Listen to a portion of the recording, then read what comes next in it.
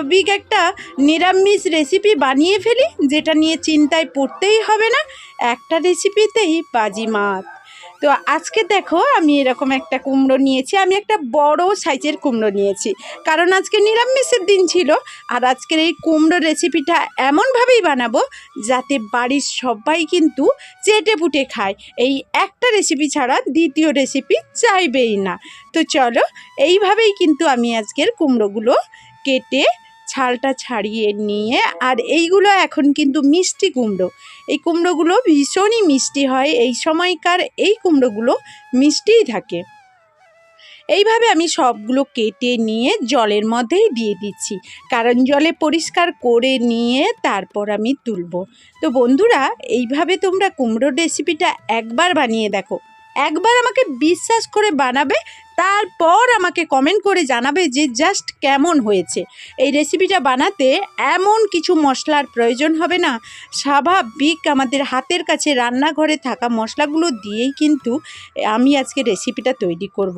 আর বাড়িতে দেখো এইরকম ছোট ছোট আলু নিয়ে এসেছিলাম, ভাবলাম কি এই আলু দিয়েই আজকের এই কুমড়োর রেসিপিটা বানাবো।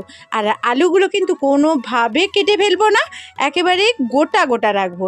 এই জন্য আলুগুলো আমি ছাড়িয়ে নিচ্ছি, মাঝখান দিয়ে হালকা একটু কাটতে পারো, আর না হলে না কাটবে। কেটে দিলে কি হয়, লবণটা খুব ভালোভাবে আলুর মধ্যে চলে যায়, তবুও চলে যাবে যখন আমরা লবণ দিয়ে এটাকে ভেজে নেব। এইভাবে কিন্তু সবগুলো আলু কিন্তু এখানে কেটে নেব, সবগুলো বলতে যতগুলো প্রয়োজন হবে একটা কুমড়োতে।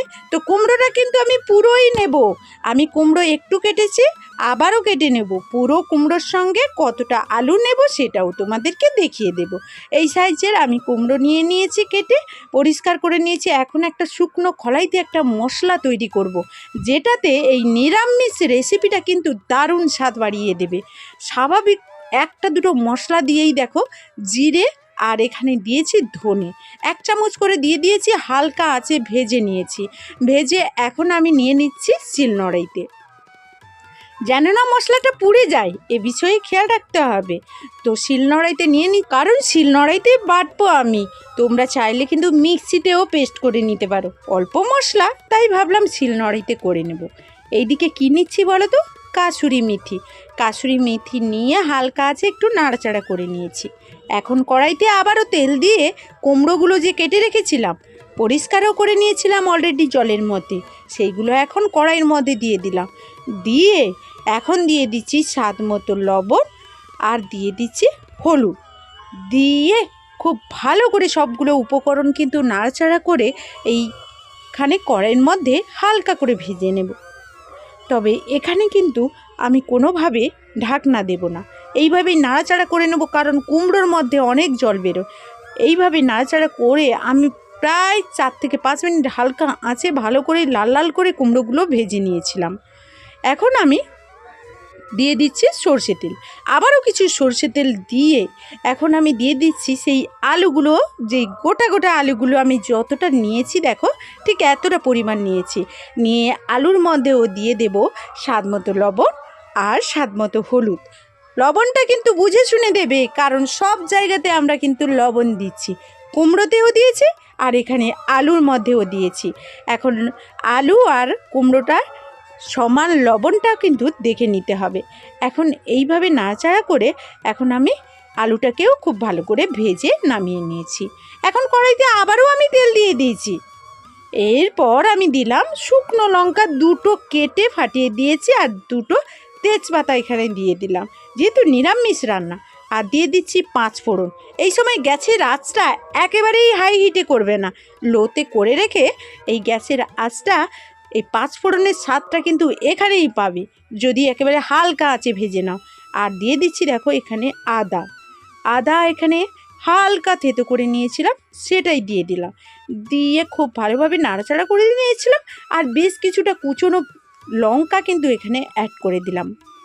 আজকের আমি রেসিপিটা কাঁচা লঙ্কায় বানাচ্ছি, তো এখানে বেশ কিছুটা টমেটো এরকম ছোটো ছোটো করে কেটে নিয়েছি, তোমরা চাইলে কিন্তু পেস্ট করেও দিতে পারো।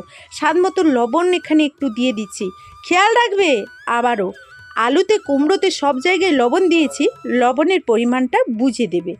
জিরে গুঁড়ো আর এখানে ধনে গুঁড়ো দিয়ে দিয়েছি, তবে মশলাটা কষানোর সময় একেবারে আঁচটা হাই হিট করবে না, হালকা আঁচেই মশলাটা কষাবে।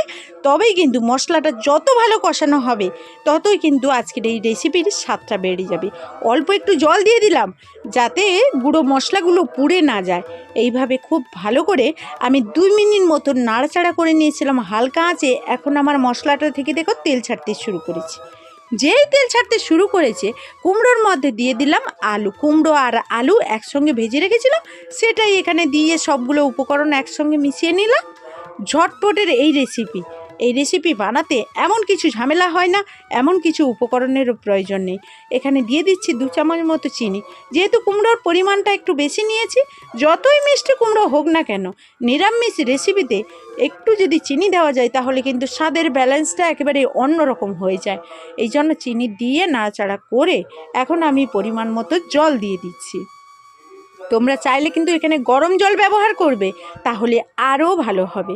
তো এখানে পরিমাণ মতো জল দিয়ে এখন আমি ঢাকনা দিয়ে দিচ্ছি।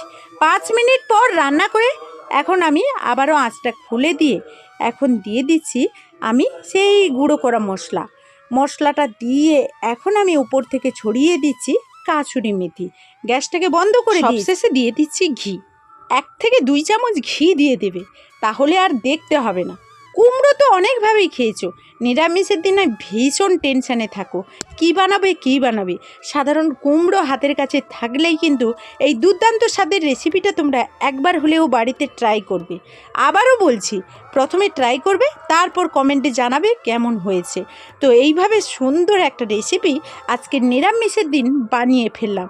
বাড়িতে কিন্তু সবাই খুশি হয়ে খেয়েছিল। বিশ্বাস করবে না, কারণ তোমাদের দেখাতেই পারিনি।